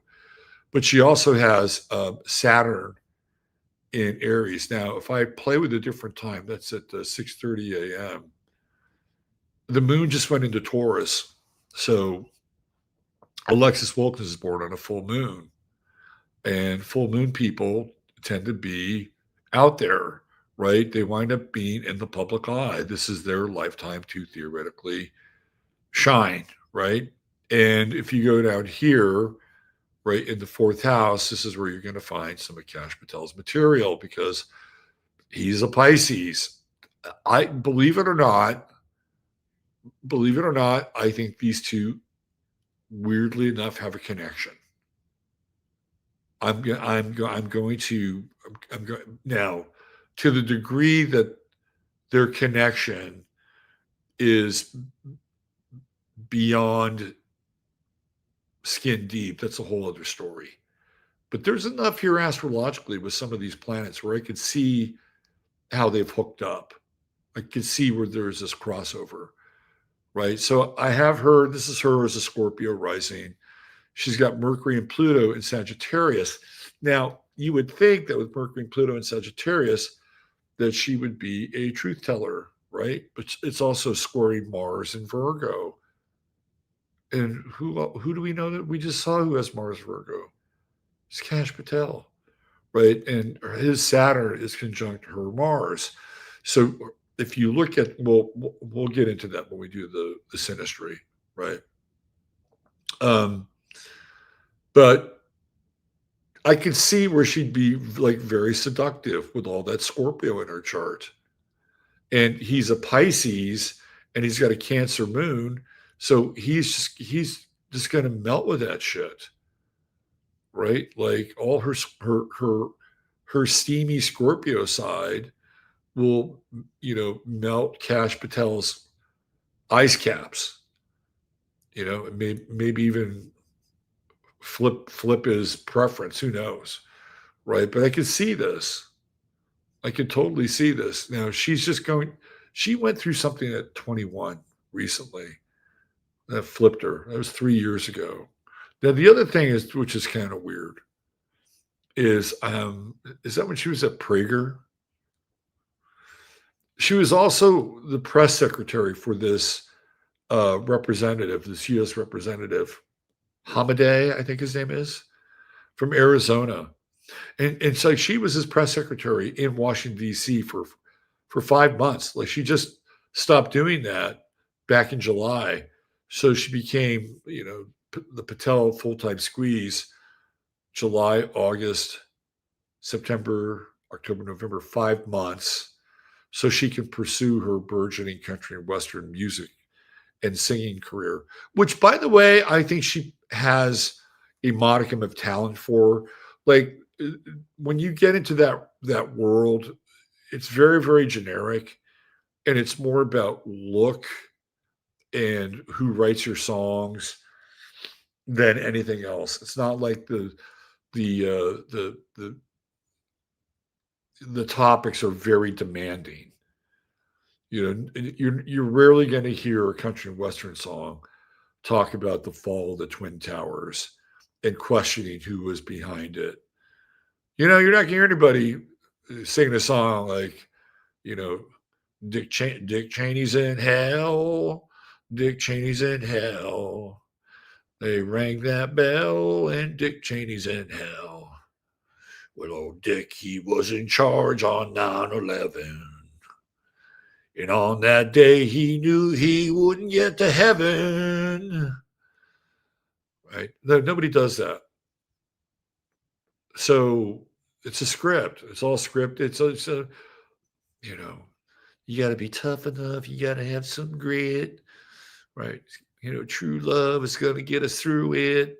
It's just all scripted, and it's all look. Can you get a nice grainy 1950s throwback look and look good on a pony, right? Can you walk down a country road and look straight into the mirror and sing your lyrics and look alluring, right? But not too alluring because you want the common woman to also be into you too. You don't want to be too beautiful to scare them all off, right? So Alexis has to make sure that she doesn't go too far into that scorpionic. What's interesting, right, is that both her and Erica Kirk are Scorpios, right? I mean, that's the other thing, that they both happen to be Scorpios, and they both wind up being with these very high powered dudes, right? Erica Kirk, Turning Point USA. November 20th, she's at the end of Scorpio, and Alexis Wilkins is at the beginning of Scorpio. Okay, so we have the, let's see, which one is this? Where are we? Oh, right there. Okay, that is the Scorpio rising chart of Alexis. And then I have another one with Gemini rising with her. Let me see, pull that. Is this it? Yeah, so this is her as a Gemini rising. This one could work too. This is because it's she's got this background, right? Like she's got a whole. She went to school in Switzerland and London. And the big address is Fayetteville. Oh, yeah, I grew up in. Well, you spent a lot of time in LA too, right? She's the daughter of internationalists. So here we have Pisces on the midheaven, and that very much is akin to acting and performing. And guess whose son is sitting right up there close to the midheaven? Well, Mr. Patel. That's right, Mr. Kash Patel. He's up right around here. Down here, of course, is going to be where his Mars, Saturn, all those bona fides that he has. We'll look at all that stuff. And here, right, is Sagittarius on the descendant. And I think that she had a relationship with this congressman. That's what I think. And I think he's part Syrian, Pakistani. I forget his. He speaks fluent Arabic. He was in special ops for the army. He was a captain, right? Speaks Arabic, probably speaks Farsi. I think he might be a Kurd. I think he speaks Kurdish, right? He definitely is that Sagittarius in the seventh house. And even though Kash Patel was born in New York, he is foreign, right? He's Indian. So I think the Sagittarius on the seventh house could work for her over there with that.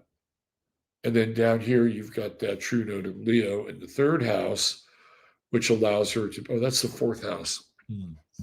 Right. Because of the, she's born in Boston, the home of the Boston Brahmin. Fourth house Leo.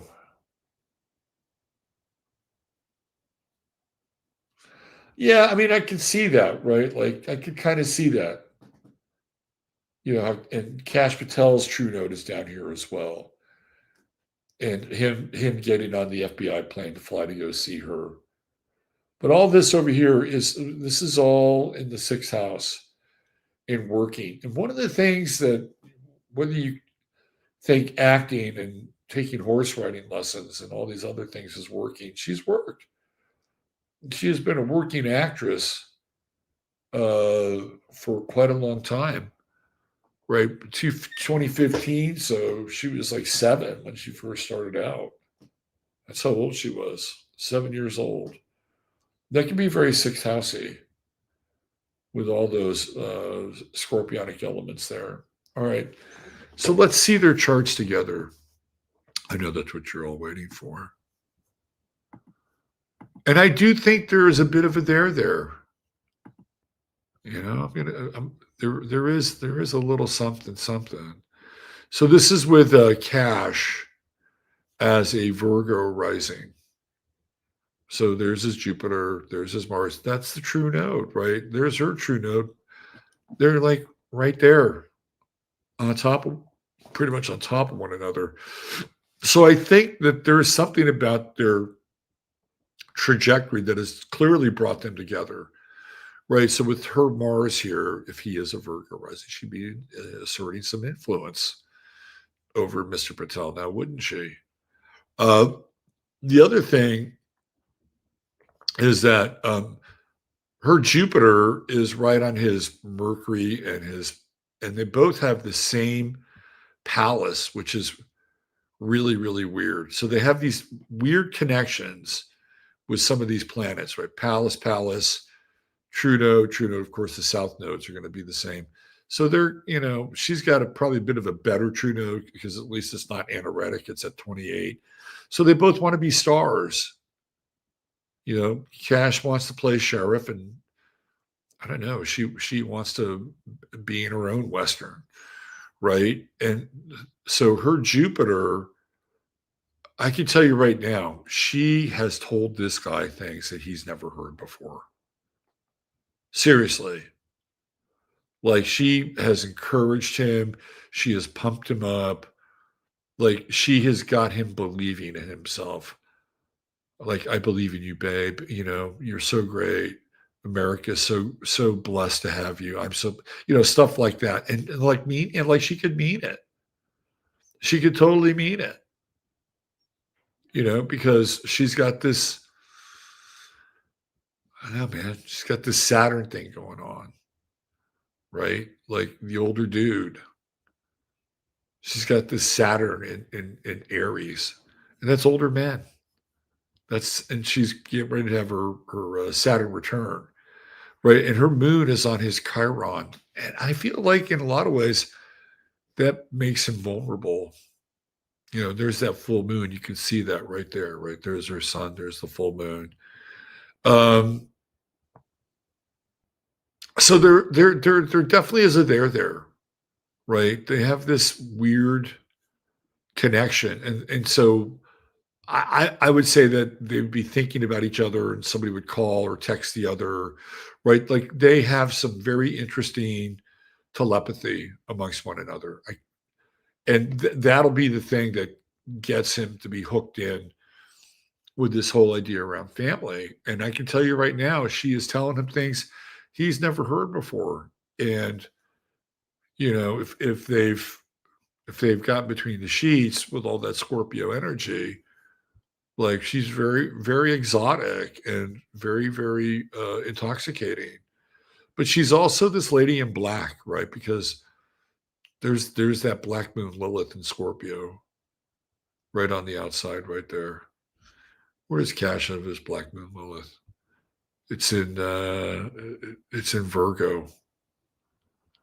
Yep. And her Neptune would be in his 5th house, which would make some sense here. So what we're really looking at is we're looking at the interplanetary connections. And the biggie are the nodes. Like, they feel like they're destined to be together. I swear to God. I guarantee you they have had those conversations.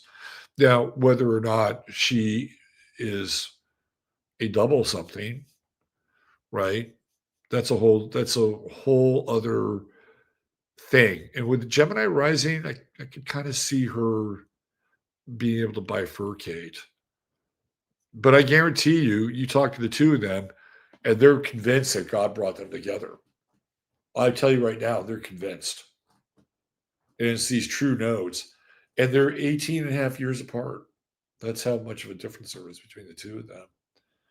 And she's telling him things, right? And even with that moon in Taurus, because poor Cash has Chiron in Taurus. And, he feels a little bit like an outcast. He's an outcast.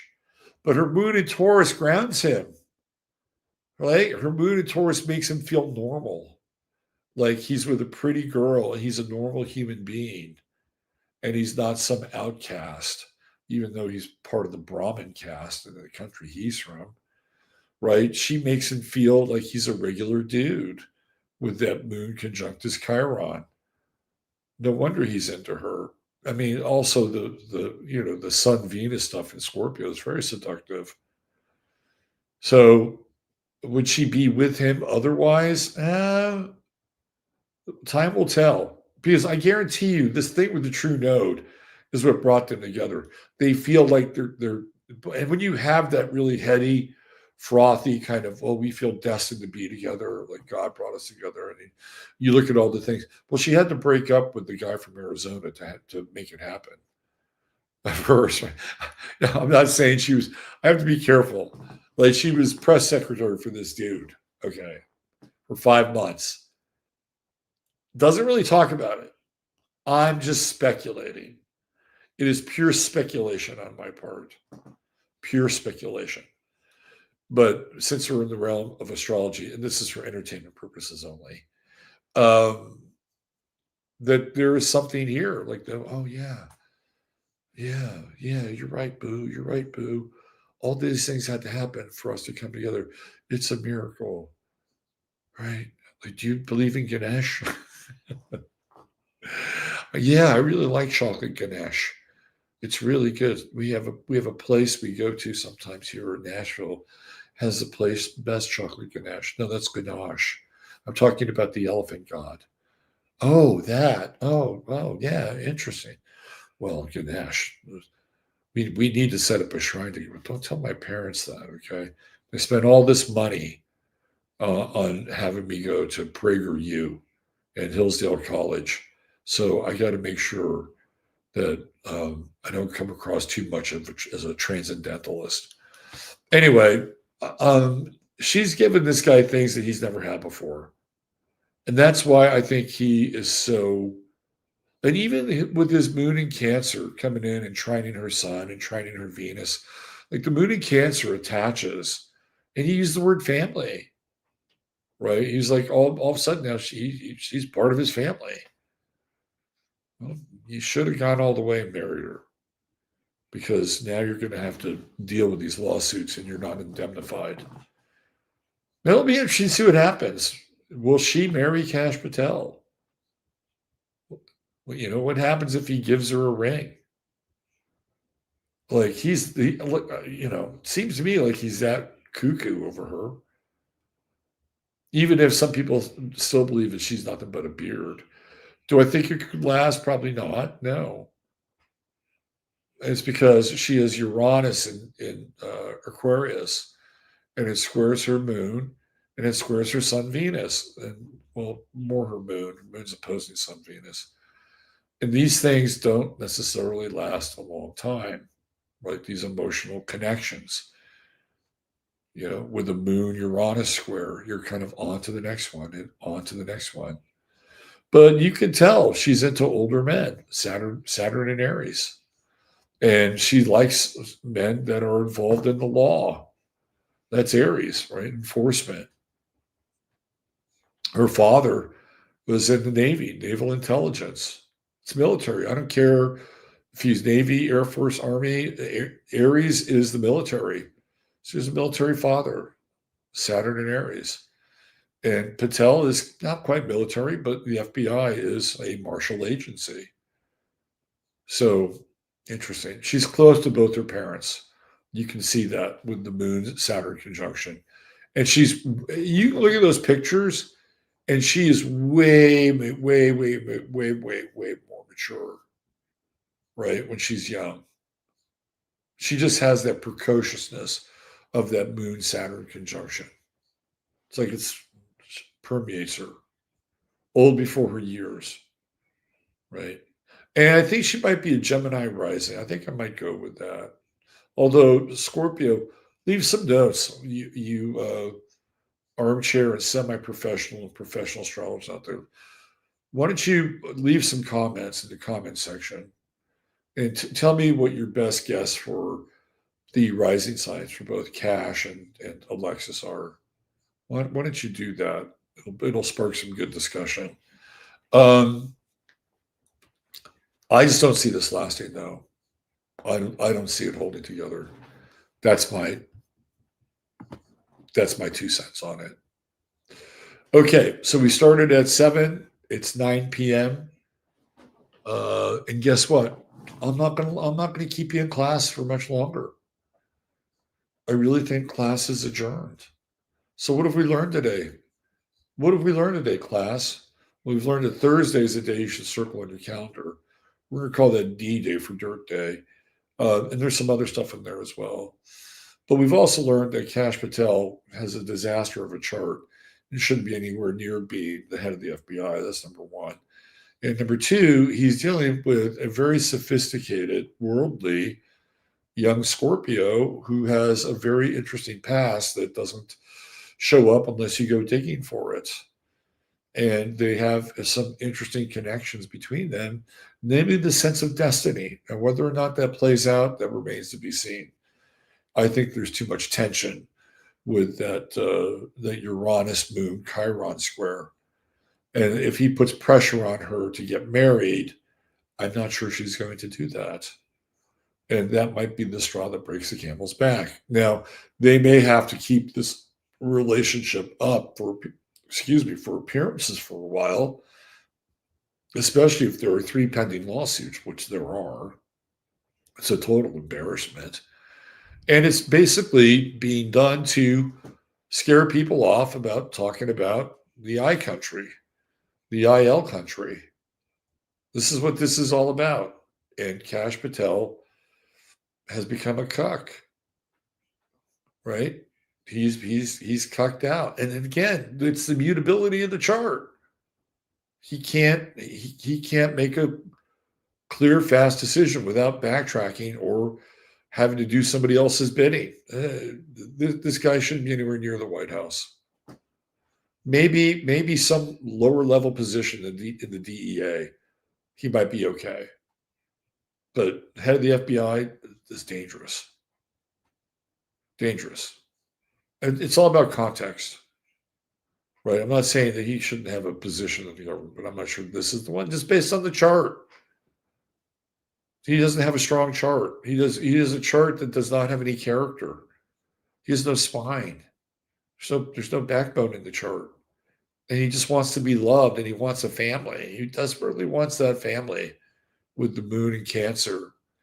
And he's very, very, very protective of the people that he loves. And whatever his relation with this girl is, with those true nodes of Leo, I believe he believes that he's in love. She might have that sense as well, especially if she's a Gemini rising. And Kash shows up in her 7th house. Anyway, that's it for tonight. So you can always hit the like button. You can hit the subscribe button. You can also buy me a cup of coffee if you like. What else? You can get a reading, and the new website will be up 6 days from now. And there's a lot of cleaning up, a lot of back order stuff, and I'm working on. So again, I'm just going to say patience, and we're getting there. I'm digging out. Okay. All right. By Tuesday, I'm doing a major batch for people who have purchase readings. I'm doing a major batch email. So look for your inbox on Tuesday. All right. Take good care. Use your head in order to discern what's real, your heart to say what's possible. Chataria, thank you for everything. You guys are the best. Love you all. Bye for now.